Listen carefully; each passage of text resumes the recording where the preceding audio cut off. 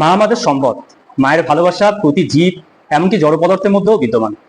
ছোট থেকে মা বলতে শিখি জননীকে, তারপর জানি দেশ, মাতৃকা, প্রকৃতিও মা। আসলে মায়ের সন্তানের প্রতি ভালোবাসা, স্নেহটাকেই মা করে তোলে। মায়ের কোল, হাতের স্পর্শ সব থেকে শান্তির জায়গা, সেই শান্তিই আমরা খুঁজি। মায়ের কাছে এসব সত্যি খুব সহজলভ্য। কিন্তু যার মা নেই, যার মা ইহলোকের মায়া ত্যাগ করে সেই মাতৃলোকে চলে গেছে, যখন সমাজ বলে তুমি আজ থেকে মা হারা হলে, আজ থেকে একটা বছর তোমার মা প্রেত লোকের বাসিন্দা, তিনি অনিষ্ট করতে পারেন সবকিছু, এমনকি তোমার জীবনও। তোমার মৃত মায়ের ছবি ঘরে রাখা ঠিক নয়, আরো কত কি।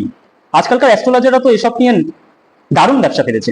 আমি ঠিক জানাই এমন সমাজ, কুপ্রথা এবং সেই সো কল্ড অ্যাস্ট্রোলজারদের। মা সৃজনশীল, স্নেহদায়িনী, করুণাময়ী, তার আঁচল বড়ই নিরাপদ স্থল। তিনি তার সন্তানের কখনো অনিষ্ট করতে দেন না। তিনিই আমাদের দেবী। আমাদের সনাতনীদের নানান দেবদেবী থাকলেও বিশ্বাস করো, এই সকল দেবী তোমার মা, আমাদের মা। মায়ের মধ্যেই ত্রিদেবীর রূপ প্রকাশ পায়। তিনি কখনো দুর্গা, তো কখনো লক্ষ্মী, আবার কখনো সরস্বতী। বিভিন্ন সময়ে তার বিভিন্ন রূপ প্রকাশ পায়। তাই মায়ের মধ্যে সত্যিই অনেক রূপ। যেমন সন্তানের খিদে নিবৃত্তি করে তিনি অন্নপূর্ণা, আবার তিনিই দুর্গতি নাশ করে মা দুর্গা। তিনিই আমাদের দশভুজা। আমি প্রত্যক্ষ করেছি মাকে আমার মেয়ে হয়ে উঠতে। মায়ের অসুস্থ শরীরের চোখটা যখন আমাকে খুঁজতো, মুখে যখন আমার নাম থাকতো, তিনি যখন শুধু আমার মা থাকতেন না, নিজের মেয়ে হয়ে উঠতেন। তার অসহায় মুখটা দেখে বুকটা ফেটে যেত। আজ মা নেই, আসলে তার নশ্বর শরীরটা নেই, আছে তার কথা, স্মৃতি, তার শেখানো সবকিছু।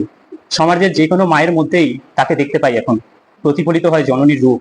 শুধু মানুষ কেন, প্রকৃতি, মন্দিরের প্রাণহীন দেবীর প্রতিমা, সবেতেই আজকাল মাকেই খুঁজে পাই।